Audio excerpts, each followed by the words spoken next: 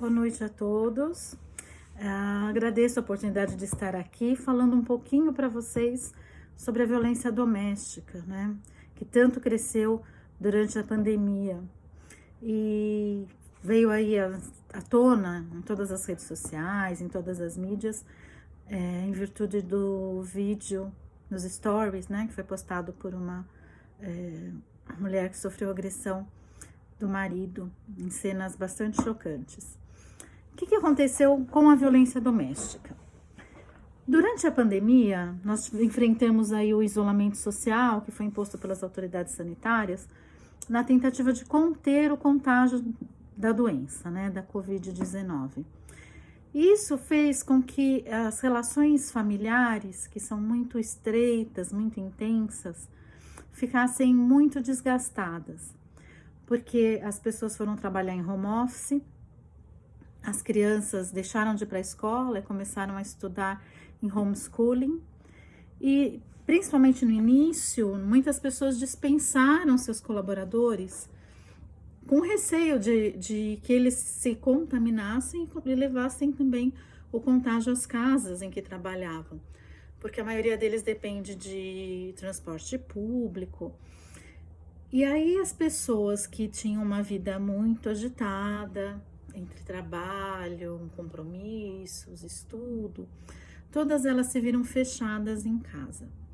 As mulheres que tinham a oportunidade de sair para os seus trabalhos passaram a ficar fechadas com seus filhos, com os companheiros, com os familiares, enfrentando uma jornada de trabalho muitas vezes tripla, né? Cuidar de filho, dar conta do serviço, porque as demandas profissionais não diminuíram.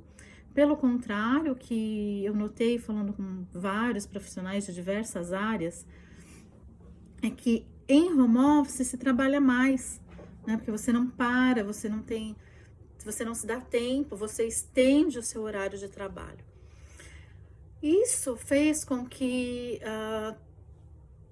as pessoas parassem e olhassem para si, olhassem para esse seu contexto familiar.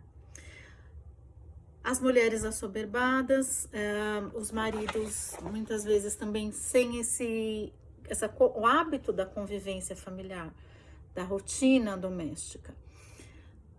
Sem contar a tensão, o medo, né, da própria doença, o medo do contágio, a incerteza, a crise econômica, muitas pessoas tiveram queda nos seus rendimentos. Isso tudo criou uma bomba relógio. Então, a violência doméstica, que tinha um ciclo que era mais longo, começou a ver esse ciclo encurtado em função do relacionamento muito próximo, muito estreito. Então, nós temos aí um ciclo que ia da tensão, né, o início aí da violência doméstica, né? Vem a fase de tensão, de explosão, da conclusão da violência, né, dos atos propriamente ditos de violência, e aí emendava novamente com arrependimento, a fase da lua de mel, como a gente diz, as juras de amor, as promessas de que aquilo nunca mais aconteceria, flores, e muitas vezes até a tentativa de imputação à própria vítima da responsabilidade pela agressão que ocorreu. Tudo isso foi muito intenso durante a pandemia. Então, um ciclo de violência que muitas vezes poderia levar 2 anos para acontecer, aconteceu em 1 mês, em 2 meses. E isso foi tão sério e foi tão constante que as autoridades começaram a criar alguns mecanismos para que as suas vítimas pudessem denunciar a violência doméstica, porque muitas delas estavam presas em isolamento social juntamente com seus agressores. Então, nós vimos, por exemplo, aquela campanha de fazer um X vermelho na mão, né, e mostrar para um atendente, para um caixa, para que essa pessoa pudesse saber que aquele cliente estava sofrendo violência doméstica e naquele momento possivelmente estava acompanhado do seu agressor. Isso foi uma coisa muito positiva. E apesar de termos registrado um aumento muito grande, estamos ainda encarando a subnotificação, porque algumas pessoas ainda não estão se deslocando livremente para que possam fazer as denúncias de seus agressores. E a violência doméstica, ela também não começa muitas vezes logo de cara com uma agressão física, né? Muitas vezes ela pode começar com uma violência moral.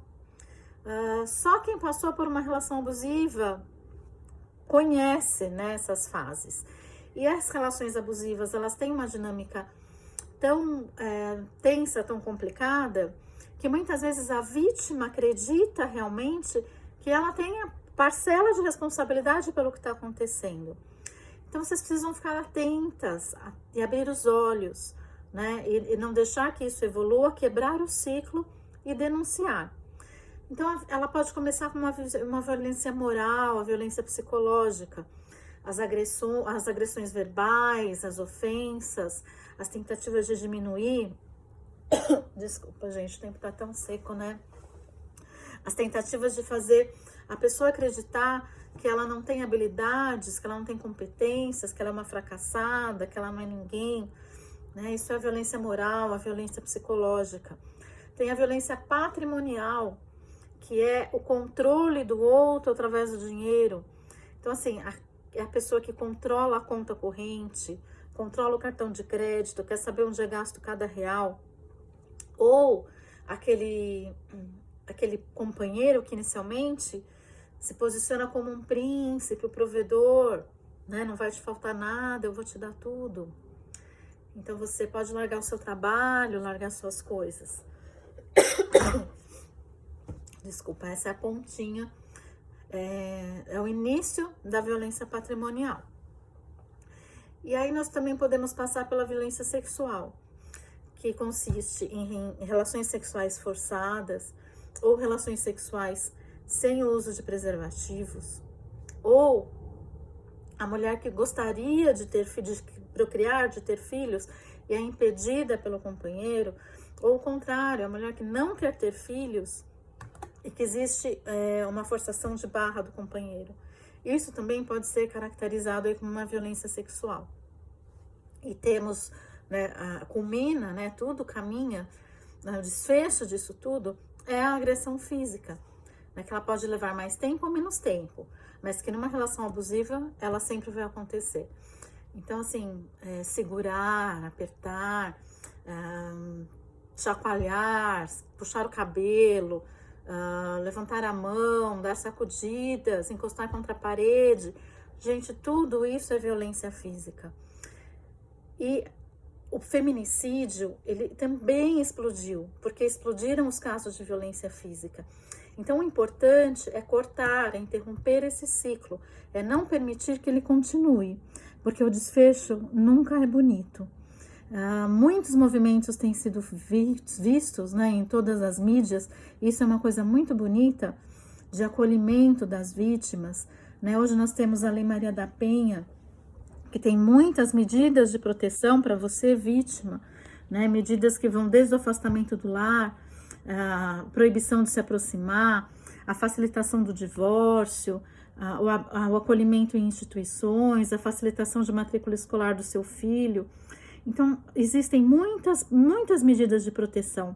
As delegacias de defesa da mulher, hoje elas são geridas, né? A gestão é feita também por mulheres. Então, você vai ter o acolhimento, você vai ser atendida por uma mulher, você não vai ser julgada, como acontecia muito antigamente, né? Que algumas vítimas de estupro procuravam delegacias não especializadas e ainda passavam por aquele olharzinho crítico, aquele julgamento.